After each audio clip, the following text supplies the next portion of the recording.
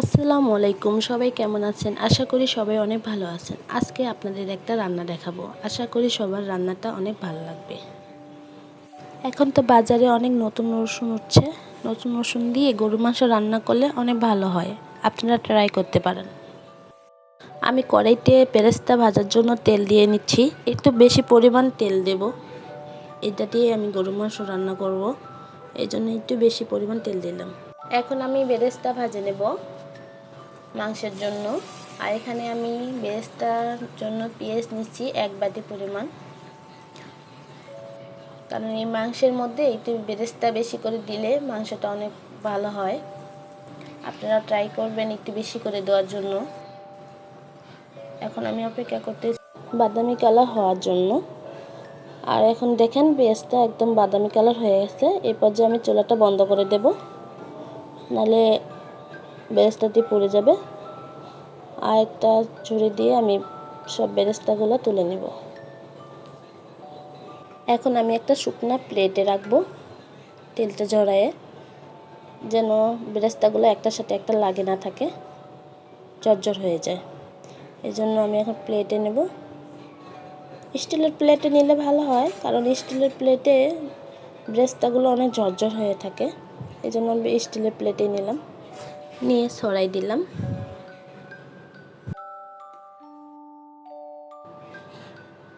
এখন আমি কড়াইয়ের মধ্যে নিয়ে নিলাম 1 কেজি পরিমাণ গরু মাংস, 1 কাপ পরিমাণ বেরেস্তা দিয়ে দিলাম, 1 বাটি পেঁয়াজ দিয়ে দিলাম, 1 চামচ আদা বাটা দিয়ে দিলাম, 1 চামচ রসুন বাটা দিয়ে দিলাম।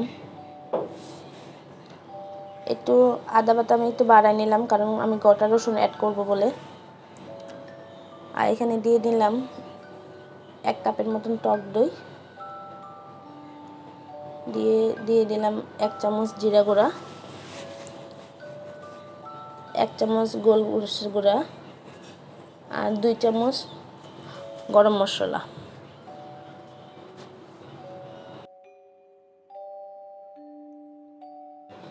আর দিয়ে দিলাম একটা জয়ফুল হাতে গুঁড়া করে। এখানে একটা জয়ফুল নিয়েছি আমি, আর দিয়ে গুঁড়ো করে দিয়ে দিলাম।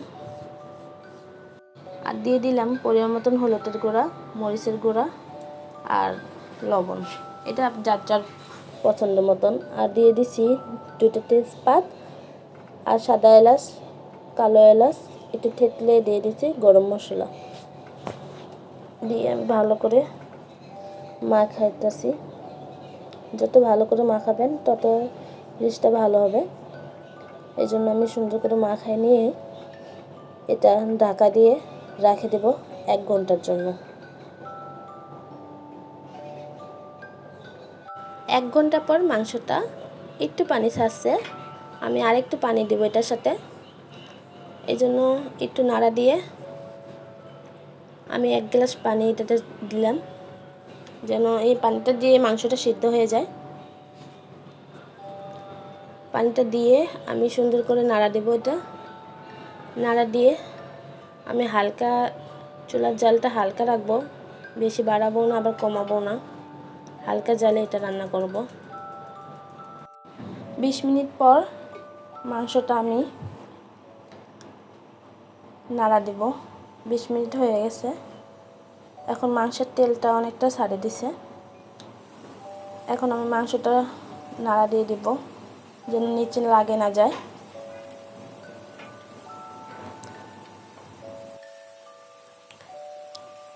এখন মাংসটা আমার অনেকটা সিদ্ধ হয়ে গেছে। এখন মাংসটার সাথে আমি আর একটু অ্যাড করব 3টে কেটে রাখছিলাম টমেটোটা আমি দিয়ে দেব। 1 বাটি পরিমাণ টমেটো হয়েছে, 3টে টমেটো। এখন আমি ওটা দিয়ে সুন্দর করে নাড়ে একটু কষায় নেব। একটু টমেটোটা নরম হয়ে গেলে, এখন টমেটোটা অনেকটাই নরম হয়ে গেছে। এখন আমি এটার সাথে কেটে রাখা রসুনগুলা অ্যাড করে দেব। রসুনগুলো আমি কেটে রাখছিলাম, কোনো খোসা ছাড়াই নেই, এমনিতেই কেটে রাখছিলাম শুধু মুখটা। নতুন রসুন তো এমনিতেই নরম থাকে। 1 বাটি পরিমাণ রসুন দিয়ে দিলাম। এখানে আমি হাফ কেজি পরিমাণ নিচ্ছি রসুন। 1 কেজি গরুর মাংসের জন্য হাফ কেজি রসুন নিয়ে আর কি ভালো হয় মাংসটা। এই জন্য আমি রসুনগুলো দিয়ে দিলাম। এখন 20 মিনিট অপেক্ষা করব। 20 মিনিট পর রসুনগুলো অনেকটা নরম হয়ে গেছে। এখন আমি রসুনগুলো সুন্দর করে নাড়া দিতেছি। দেখেন রসুনগুলো অনেক সুন্দর হয়ে আছে। আর এগুলো রসুন ভাঙবে না, এরকম গোটা গোটাই থাকবে। ভাঙে গেলে ভাল লাগে না, গোটা থাকলেই ভাল লাগে। এটার ভিতরে পুরো মাংসের তেলটা ঢুকে গেছে রসুনের ভেতর। এখন আমি রসুনগুলো আরেকটু সিদ্ধ হওয়ার জন্য 1 গ্লাস পানি দিয়ে দিলাম। পানি দিয়ে আমি এটা আর 20 মিনিটের মতন রান্না করে নেব। 20 মিনিট পর যখন পানিটা টানে যাবে তখন দেখেন রসুনগুলো অনেক সুন্দর নরম হয়ে যায়। 20 মিনিট রান্না করার পর আবার আসি। এখন রসুনগুলো দেখছেন অনেকটাই পানিটা টানে নিচ্ছে আর তরকারিটা অনেক মাখানো হয়ে গেছে। আমি ঝোল রাখবো না, এটা ভুনা ভুনা বানাবো, এই জন্য আমি পুরো পানিটাই টানা নিচ্ছি। দেখছেন কতটা ঘন হয়েছে। এটা আর একটু পানি টানাবো আমি, যেন আর একটু হয় ঘন। এরপর যে আমি কটা কাঁচামরিচ দিয়ে দিতেছি। কাঁচামরিচগুলো মধ্যখানে ফ্রাই করে নিচ্ছি। কাঁচামরিচ দিলে ফ্লেভারটা অনেক ভালো হয়। কাঁচামরিচের ফ্লেভারটা আসলে মাংসটা তো অনেক ভালো হয়, আবার গরুর মাংস তো অনেক ভালো লাগে। আর 10 মিনিট আমি ঢাকা দিয়ে নিতেছি রান্না করে। গরুর মাংসটা একটু সিদ্ধ হতে সময় লাগে। 10 মিনিট পর দেখেন মাংসটা একদম ঠিক হয়ে গেছে। এখন আমি এটার সাথে ভিজে রাখছিলাম জিরা গুঁড়া, জিরাটা আমি হালকা ভেজে নিয়ে গুঁড়া করে রাখছিলাম। নামানোর আগে আমি জিরা গুঁড়াটা দিয়ে দিব এটার সাথে, যাতে ফ্লেভারটা থাকে। আর জিরা গুঁড়া মাংসের তরকারিতে দিলে ফ্লেভারটা অনেক ভালো লাগে। এই জন্য আমি 1 চা চামচ জিরা গুঁড়া দিয়ে দিলাম। দিয়ে আমি আর 2-1 মিনিট ঢাকা দিয়ে রেখে দেবো। 2-1 মিনিট পর দেখেন আমার মাংসটা হয়ে গেছে।